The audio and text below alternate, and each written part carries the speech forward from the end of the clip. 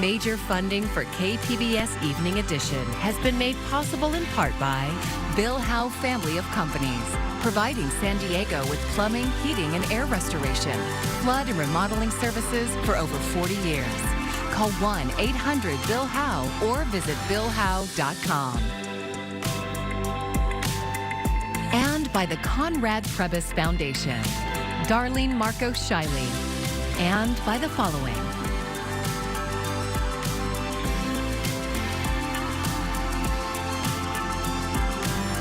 And by viewers like you. Thank you.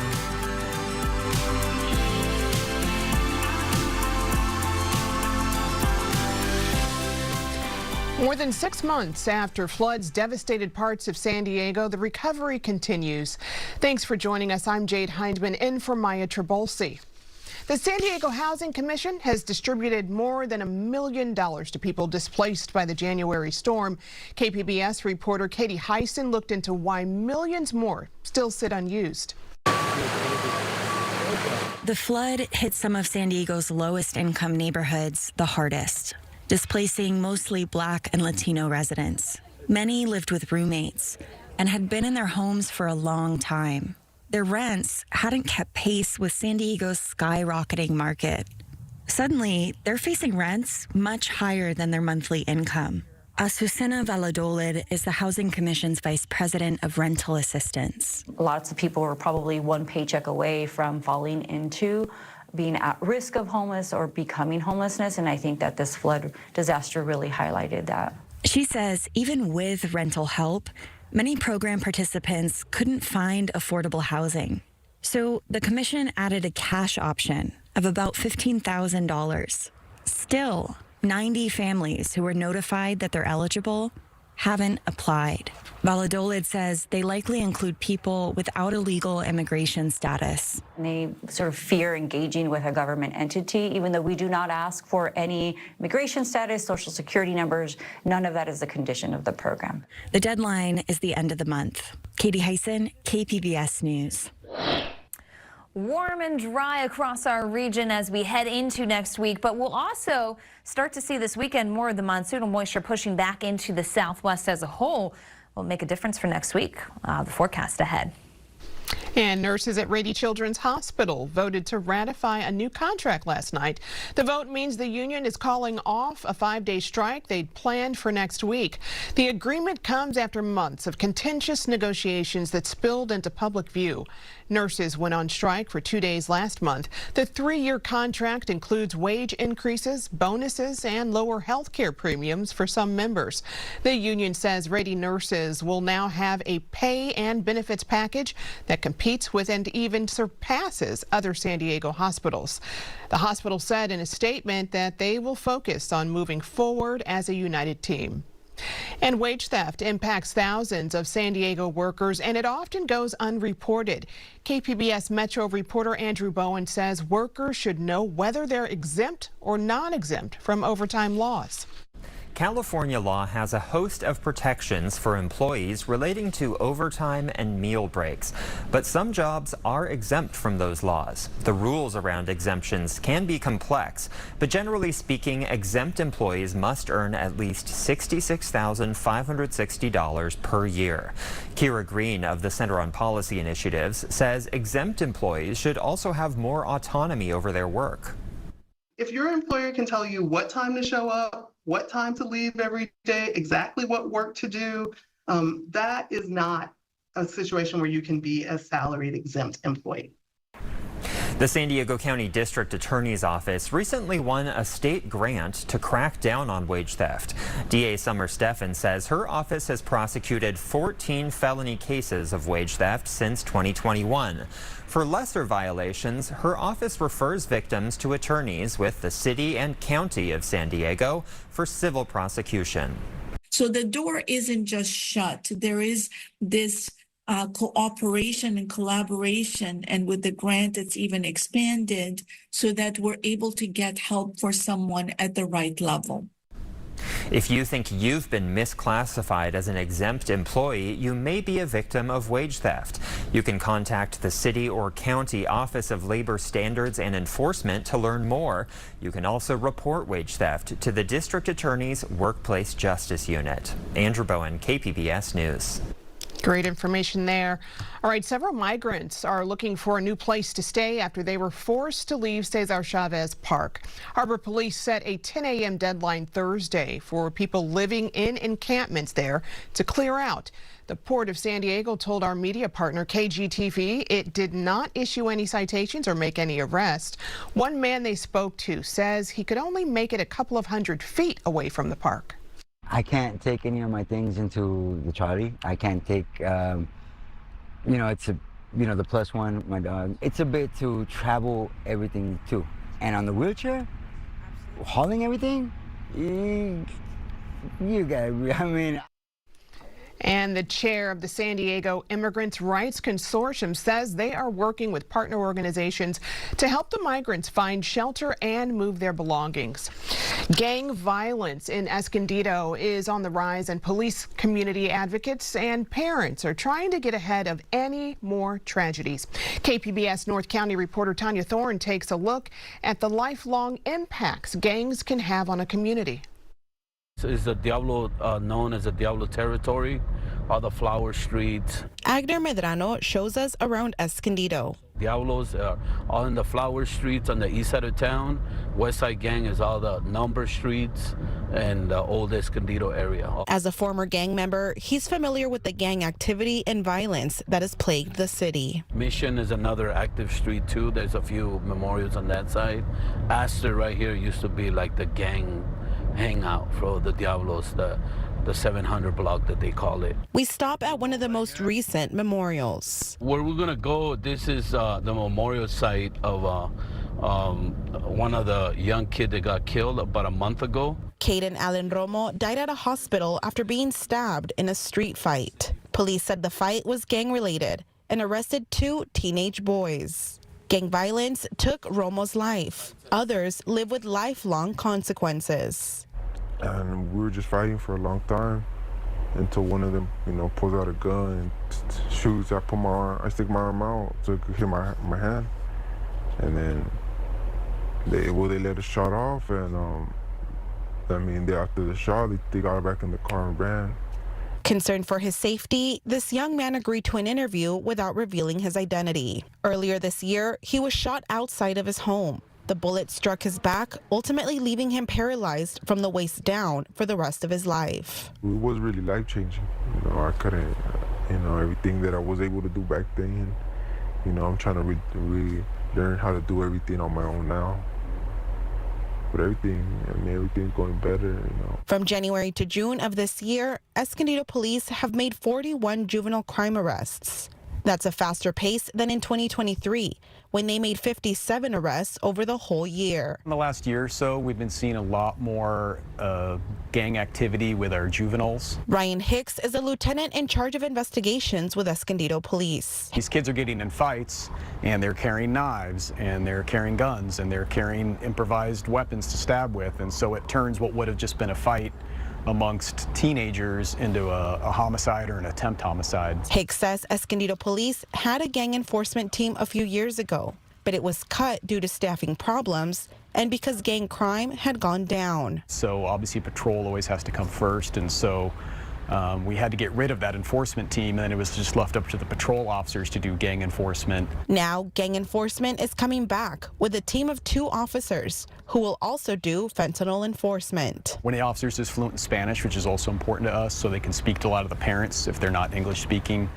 And their job is just to go out and make contact with these kids. While police are trying to get ahead of any more gang-related crimes, community advocate Agner Medrano says the problem has deeper roots. He says a lack of resources for youth is an ingredient for gangs to rise. Where there's poverty, where there's division, where there's drugs, where there's guns, all that, that's a element for gangs, you know. There are not enough resources. You know, our city is facing a huge budget deficit. Escondido council member Consuelo Martinez says gaps in the city's budget have prevented any kind of expansion of youth and community resources. So she's put out a call for creativity. To say, okay, we might not have unlimited resources, but like we do have our community, and our community do have resources. They have creative ideas. We're innovative in our city. So let's come together and really try to support our youth and really deter this violence and say, this is not okay. We don't want violence in our community. Medrano says when he was in a gang, he was a young boy who needed some guidance.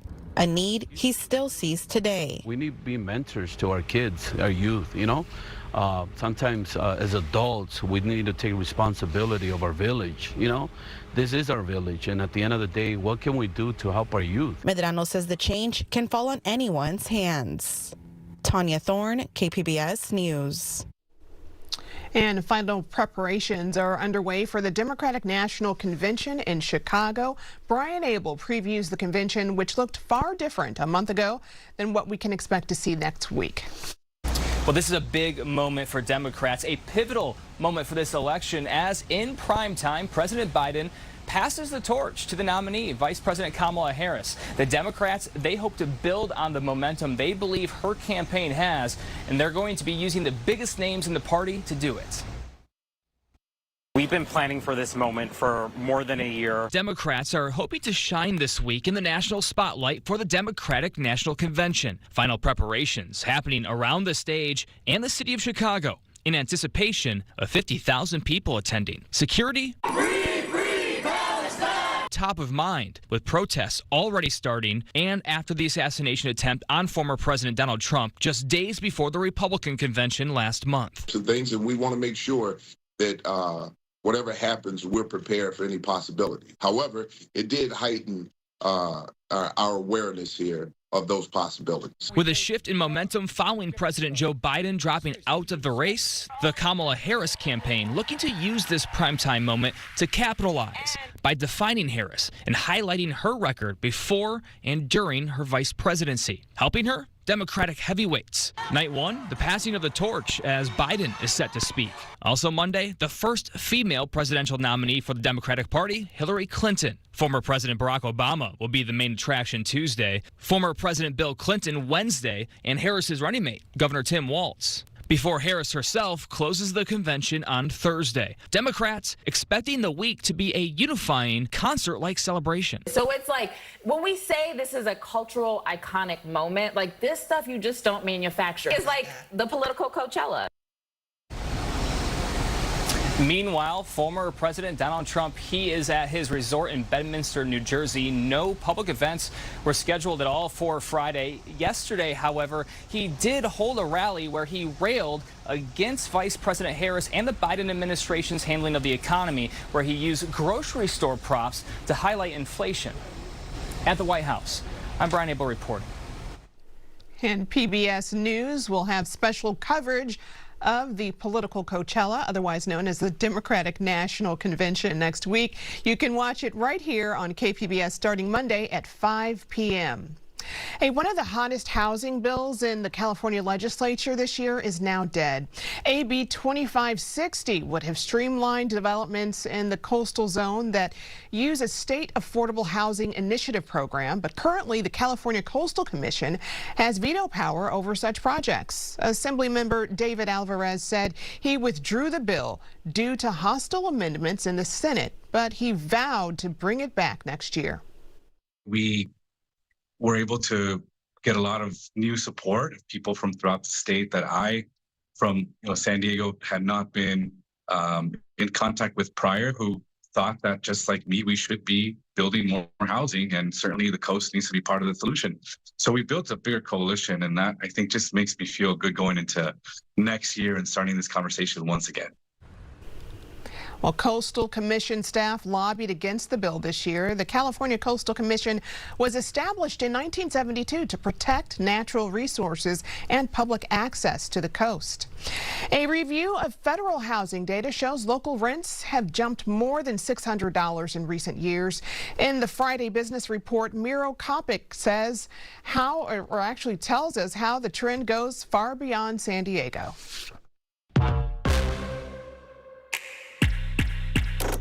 You know, one of the big challenges with inflation has been not just, increase in prices of goods and services, but in particular rents. Since 2019, the average rent of a one-bedroom apartment is up almost $660, from almost $1,600 to over $2,200. Cities like New York, Miami, Phoenix, and Seattle saw rent increases for one-bedroom apartments from $700 to $850. So far more than what we saw here in San Diego. And if you think about the percent increase, for example, Phoenix, they increased $731, and the average rent for a one-bedroom apartment was up 84%. Even in Sacramento, rents were up $698, almost 74%. So that's very important to know that in context, San Diego, the average rental increase across the country was 46%. So actually, San Diego was a little bit lower than the average of national rental increases, but our base rental rate is much higher. And San Diego County's unemployment rate increased to nearly 5% in July. Overall, though, California's unemployment rate was nearly 6%, while the national average was 4.5%. The government sector saw the biggest job losses, mostly because of summer recess, leisure, and hospitality added the most jobs in July. Newly announced price drops on 10 Medicare drugs could be just the start of more affordable prescriptions. The Biden administration says Medicare now has the power to negotiate such prices, not just this year, but in the years to come. Amy Kiley reports on what that could mean for your health and wallet. We then took those 10 drugs, did negotiations, dropped the price. 10 Medicare prescription drug prices are set to come down in 2026, and dozens more could eventually follow. These were drugs that Congress essentially gave us the direction on how to select them. They're the 10 most expensive drugs in the Medicare program. They cover conditions like diabetes, heart failure, and cancer. The Biden administration says the new prices will save the federal government $6 billion and save seniors $1.5 billion. Those figures don't factor in some existing rebates and discounts, so the final numbers could be lower.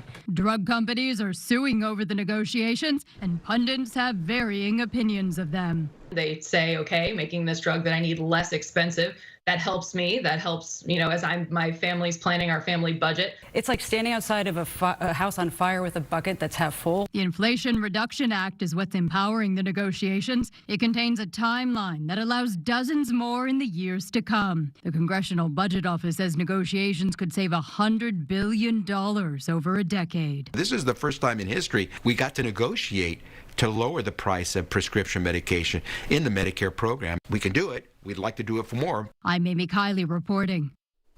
HHS Secretary Javier Becerra says he wishes he had the power to negotiate non-Medicare drug costs too, but for now, the scope is limited to that program. Improper hygiene and allergic reactions were once seen as the main cause of tattoo infections, but KPBS health reporter Heidi DeMarco says new research suggests that contaminated ink may also be a factor. People have used tattoos to tell stories for centuries. About 32% of U.S. adults have at least one, with nearly a quarter having several. This will symbolize his dad and covering the mother as protection. The tattoo artists at the Good Life Tattoo Shop in the East Village of San Diego take great pride in their work, focusing on both exceptional artistry and client safety. The slightest chance that there's some bacteria in my ink, I wouldn't even know. If they didn't get it tested, I wouldn't have any idea about it. And then I would just assume that it might be something that I did. I just try to make sure that everything I do is clean, so that the chance of an infection or anything is significantly lower. While tattoo aftercare can be a major infection concern, new research from the U.S. Food and Drug Administration found that 35% of tattoo and permanent makeup inks they tested were contaminated with harmful bacteria. 75 inks in total were tested. Dr. Arisa Ortiz has studied cosmetic tattoos. At the university, we see all kinds of complications to tattoo inks, not just infections, but autoimmune reactions, allergic reactions. This paper really brings up an issue that needs to be looked at more closely. Despite the risks, many tattoo enthusiasts are willing to accept them for the sake of their artistic expression. I did the shoulder piece, the armor, and then the cross on his forearm. Kyle Dorsey says he has no hesitation about getting more tattoos. Each of his pieces has special meaning, like this one, commemorating his grandfather. Dog tags from his time in Army Air Corps. I put it here in my bicep because it symbolizes the strength that he gave me. Anthony Concepcion's mentor and tattoo artist, who goes by Takuya, says each ink bottle can be traced back to the specific brand and batch in case they need to file a complaint.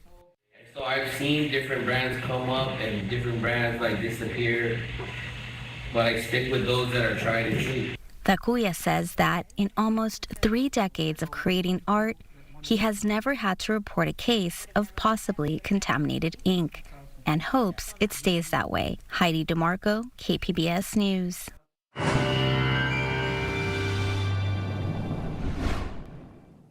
As we look at our weekend, we are looking at a slightly cooler start to it. Why? We get just enough of a thicker marine layer to have an impact on our high temperatures. So expect that Saturday to be one of the cooler days of the week to come, because as we go through the next 5 days, it really does start to get hot, especially through Monday and Tuesday. The early week, some of those numbers ramp up for us. It's going to stay largely dry. Monsoonal moisture does start to make a return to the southwest, but it comes in a limited fashion and not really impacting us so much. As we look across our region tonight, 68 the low in San Diego as we head towards Mount Laguna, 65 here. Again, those coastal clouds a little thicker than where we could be, which means we managed to keep the numbers down a little bit, especially for coast and inland communities.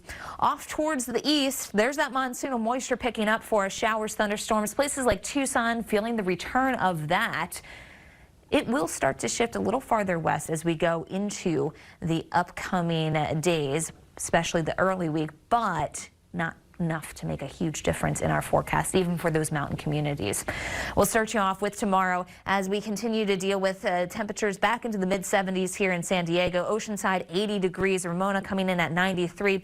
Head to Mount Laguna, mid-70s as you get up in elevation there. But overall, our story is kind of the cooler trend holding on for the weekend. The coast 80 degrees right through Saturday and Sunday. Monday, more humidity, and we're back up into the mid-80s by Tuesday, so things get warm, and that's going to be true for our inland communities too. 92 for the high on Monday, 96 as you head towards Tuesday, so there's where some of that heat is building through.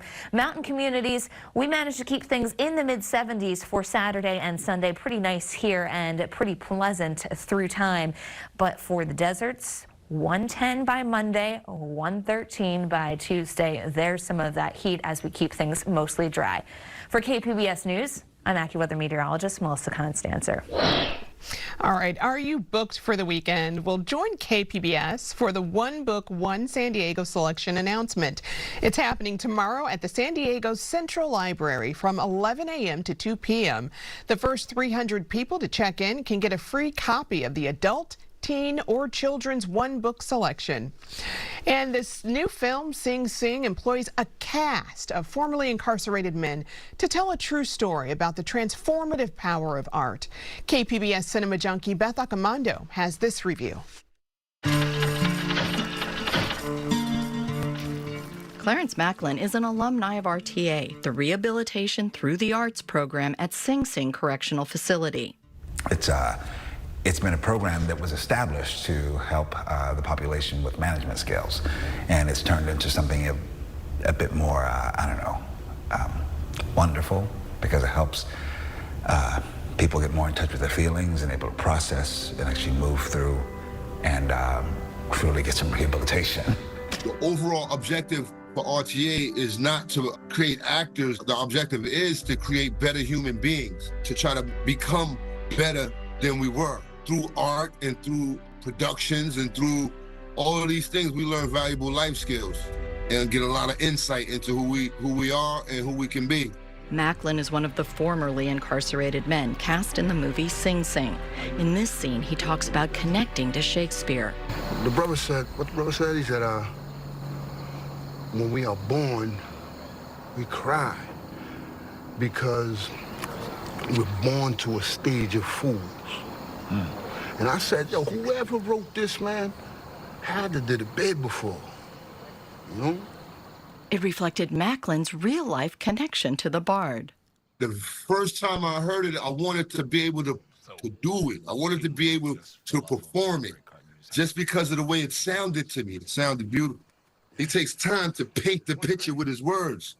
I just fell in love with the whole lingo and the performance that can be had with a Shakespeare production. You get to be very bold. You gotta admit that I murdered that Hamlet thing, bro. Shakespeare is in his grave right now. He rolled over. You did your thing, beloved.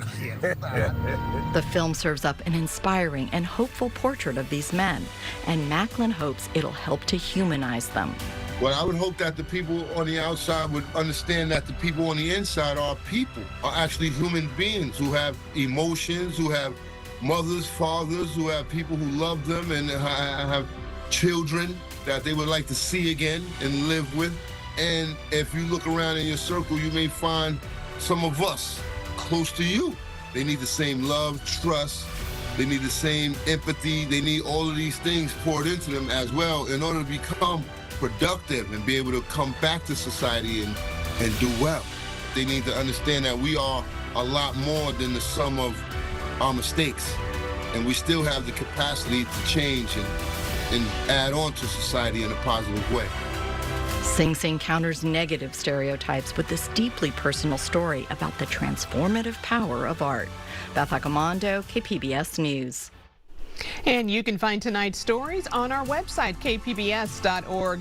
Thank you for joining us. I'm Jade Hindman. Have a great evening, everyone.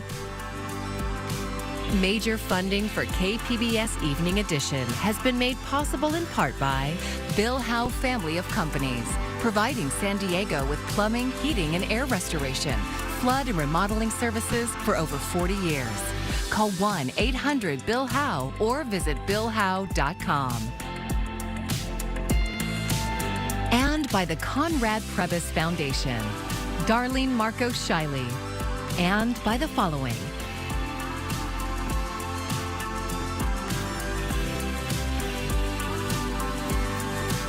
And by viewers like you. Thank you.